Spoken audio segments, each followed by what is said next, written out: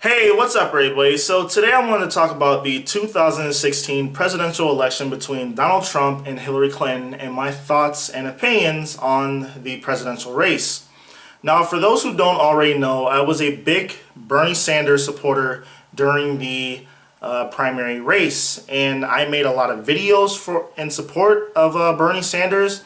I went to one of his rallies in Akron. I donated money to his campaign. I was enthusiastic at the prospect that the United States, on so many issues, would catch up to the rest of the modernized world. But I was heartbroken when he lost to Hillary Clinton, who I see as a right-of-center Democrat on economic issues, who might be moderate or liberal on some social issues, but she's a corporatist. She takes money from corporations and she does their bidding. But I see the Republican Party as being to the extreme of Hillary Clinton. Like, yeah, she is a corporatist, but the Republicans are by far worse. That's just the facts.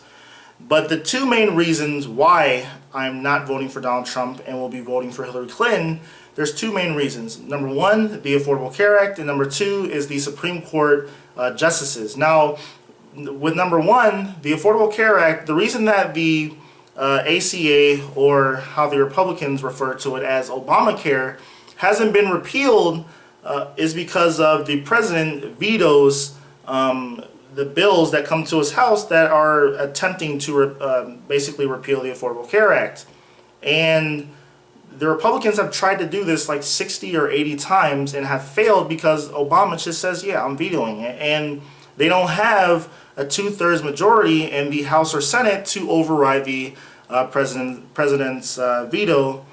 And that's good because the Affordable Care Act, despite all the flaws inside of it, it's still, I would say, a stepping stone into a single-payer universal healthcare system, which would save, and I've looked at research. I know a lot of the people voting for Trump don't give two craps about research and facts, but if we switched over to a single-payer system, the United States would save immediately somewhere around in the ballpark of $600 billion, and we would save, over a period of time, a lot of money, because we pay more per capita than any other country in the world, but we're ranked number 30, I think it's either 33 or 34 in terms of rankings of healthcare. In most of the countries that are ranked in the top 10 are single-payer universal healthcare systems. France is number one, and I would suggest you guys go watch Michael Moore's Sicko,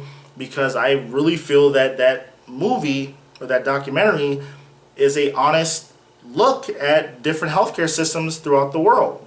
I know a lot of people don't like Michael Moore because he's like a super liberal, but I feel that that video or that documentary was very unbiased on the comparison of various healthcare systems. And then also if the ACA is repealed, it's like 45,000 people per year would die due to lack of health coverage, because before that's what happened. That's a Harvard University study that shows what happens when you don't have people who are able to get health insurance.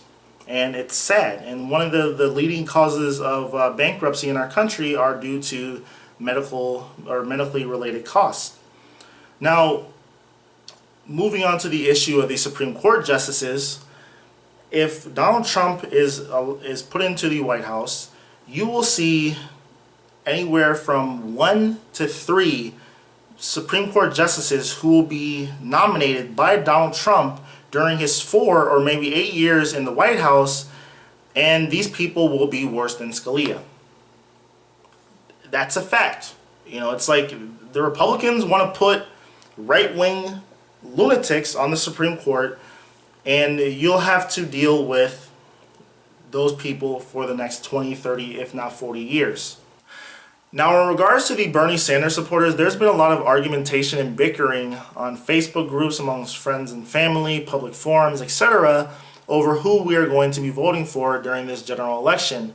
And I have to say that a lot of Bernie Sanders people will not be voting for Hillary Clinton during this presidential election. And the reason for that is because of the DNC rigged the primary to have Hillary Clinton be favored at almost every turn in every situation. I mean, even the DNC chair, Debbie Wasserman Schultz, who had to step down because she was basically exposed through an email hack, which was a huge scandal. She tried to downplay Bernie Sanders, and she wanted to, make Hillary Clinton be the inevitable nominee without giving Bernie Sanders a fair shot.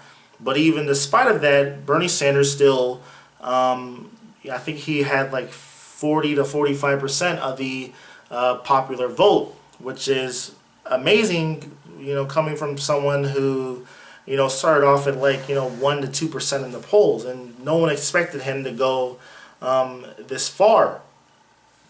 And, Hillary Clinton, she brought Schultz onto her campaign staff. That was repulsive, and it's disgusting that, she would do such a thing, because she should have condemned, she should have condemned Schultz and the DNC for having a bias towards her. That would be the right thing to do. And also with the vice presidential pick, she picked someone who is a corporatist just like her, and she could have picked a progressive like Bernie Sanders or Elizabeth Warren, and she refused to do that. And she hasn't mended the fence. She hasn't extended her hand to the Bernie Sanders supporters. But once again, I'm not saying that all these things that are bad about Hillary aren't bad. All I'm saying is that the ramifications of Trump being in office is, I don't even want to even imagine it. That's how bad it is. He's the most craziest thing he's ever said was he wants a default on our debt. If Obama would mention he wants to not pay our debt and just say the rest of the world and we're not going to pay off our debt, we're going to default on it, even mentions of it could have a potential risk of making the US dollar worthless. But Trump just said outright, he says, yeah, I'm going to default on our debt, we're not going to pay it. And the problem is that it's like, dude, the debt that we have is money that we spent and we borrowed from other people. And with the United States being the world's largest reserve currency, the ripple effects, globally speaking, would be so severe, I would not be surprised if the rest of the world probably would want to go to war with us. And also, if you default on our debt, our money becomes instantly worthless. Ask the Germans after World War I how many wheelbarrows of their what was that? I think it was like the Reichsmark or whatever, they needed to buy a loaf of bread. I mean, Google pictures of it and you'll see kids literally building houses of worthless German money. Like the paper was worth more than the money. And Donald Trump wants to do the same exact thing and default on our debt. I can't state how much of a bad choice Donald Trump would be during this presidential election. I probably won't change anyone's opinion with this video, but I'm just letting you guys know what I think. So that's all I have to say. Thanks for watching. I still love Bernie Sanders. I still think that he was the best choice in a long time we could have ever had of someone who could have been our president. And it's unfortunate that I have to vote for a corporatist, but it is what it is. I'm going to have to just suck up my pride and do what I have to do. Thanks for watching. Peace.